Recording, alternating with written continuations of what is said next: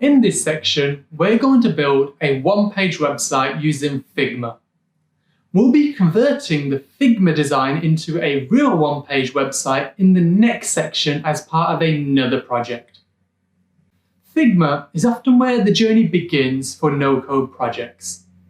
No-code developers will design their projects in Figma, then build those designs out in no-code development tools.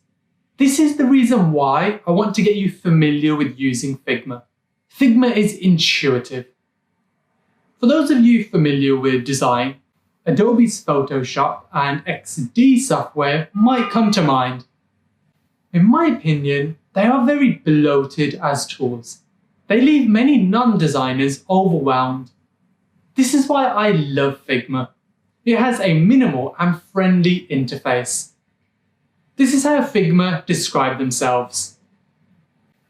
Figma helps teams create, test, and ship better designs from start to finish.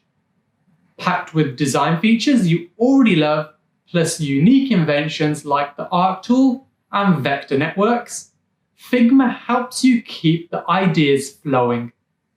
No need to stop to install, save, or export. It's what any good cloud software should be. Files are always up to date.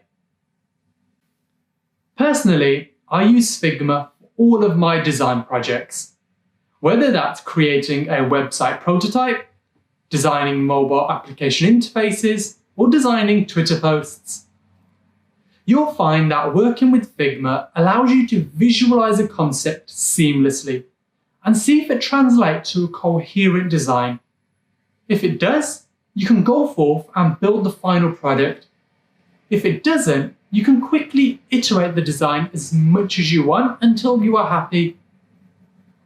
The reason I use Figma is because of efficiency. It's not just me that uses it for these reasons. Brands such as Slack, Twitter, and Zoom use it as well.